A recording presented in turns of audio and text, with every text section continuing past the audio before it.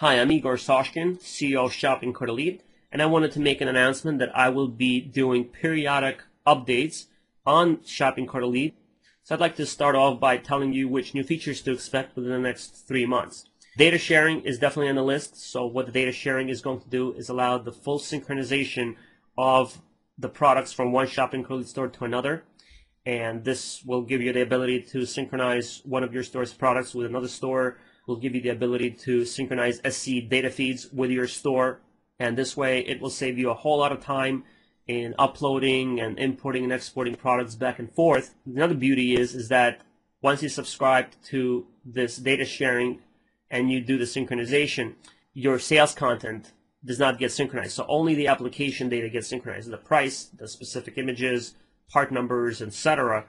The sales content will still be yours. So you'll be able to get your content search engine friendly while your applications are maintained by someone else, or if you're doing it to another store, it would be maintained by you in one place instead of multiple places. Another feature that you should look forward to is the MSP feature. This will allow us to take your existing sales content from product content and mix and match it to create more articles. So if you have 100 products, it can actually come out to be 1,000 or 2,000 articles. And obviously articles is good because this is more content pages for your website where you will be redirecting traffic from the search engine to your product pages. And we're expecting a 30 to 70% increase in traffic on everybody's website just by implementing this one new feature. And hopefully this will lead to more sales for everyone. So this is definitely one feature to look forward to. There is the SEO module, which we had developed for quite a while already, but the reason it was being delayed because we constantly have something critical come up, so we can't just throw everything down and develop this SEO module. But basically, this SEO module will definitely be implemented in the next 1 to 3 months. It will allow you to find link partners, email the link partners, find link partners of your competitors. It's going to allow you to search for email addresses for a link campaign for marketing purposes. It's going to allow you to track your ranking for all the keywords that you were trying to rank for. The mass mailer is going to be a part of this SEO module. So this is going to be a really big SEO module release. Again, most of it is already done, but to wrap it all up, it's going to take about 1 to 2 weeks, and we just have to just sit down and dedicate our time to it, which we will do within the next 3 months.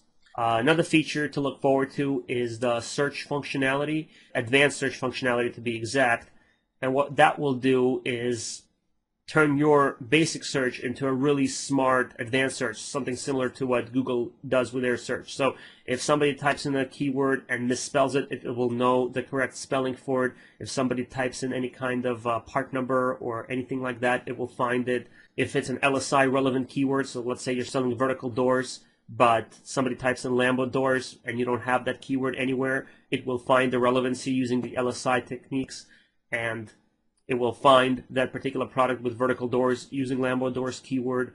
It will have the universal search, a part of the vehicle search. So it's a really big search feature enhancement. It's not going to affect a lot of users because as we're monitoring the ClickTail analytics, not a lot of people actually use the search bar and type stuff in there, but we'll also make that more relevant so people will be able to type stuff in. We'll basically make it more noticeable. And because there's going to be this really nice advanced search, it will be very likely for the user to find exactly what they're looking for using this one search feature. So that's definitely something to look forward to.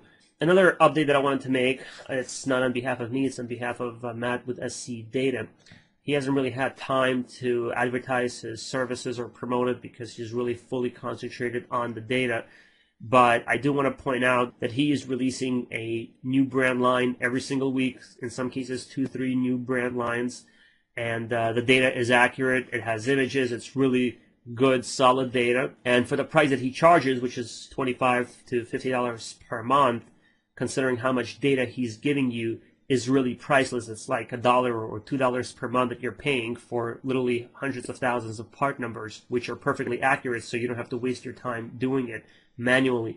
And considering that the data sharing is going to be coming very soon, it's just a no-brainer to sign up with SC Data to allow you to synchronize the product data from them into your own store so you don't have to waste time on importing and exporting and making it yourself. So definitely check it out. Follow him on Twitter. so you can see which new lines are released, and once you can afford it or you decide that you want to sign up with it, definitely do so. And especially once data sharing is in, definitely consider it, because it's really going to save you a whole lot of time, and I personally think it's really going to be a no-brainer. The last thing I wanted to go over is the order assignment screen. Just a precaution. In settings, when everybody starts their store, as a default, you have the setting to charge the card as an authorization, not as a charge. What that means is you're going to authorize the card, and once the tracking number is in, then it will charge the card. And the problem with that is that the authorization actually expires depending on which merchant you're using, but usually it's within 30 days. And the problem is that if you don't put in the tracking number within 30 days and put it on the 31st day, for example, you're going to not be able to charge the customer. And this actually happened to one of my stores. It was a Canadian order, so it was set as an authorization. And we totally forgot to put a tracking number in. And once we did, the authorization was already expired, so we had to go back and charge the card. So good thing that we didn't miss it. But usually you always have to put a tracking number, but sometimes you do forget or something could happen, and once you do put it in, it's going to be too late.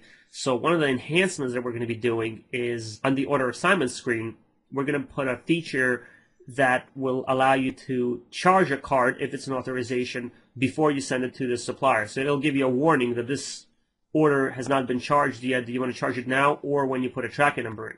And usually you'll know if you email something to a certain supplier if they have it in stock or not.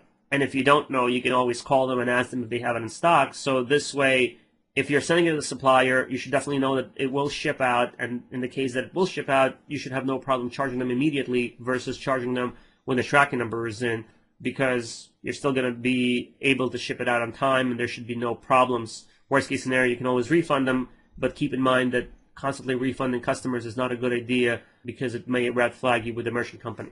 So you might want to go back and check your authorizations to make sure they're all settled successfully and you got the money from your customers if you shipped out the products. And expect a new feature on the order assignment screen where you'll be able to charge an authorization before sending it to the supplier. That's all for this week, and stay tuned for more updates.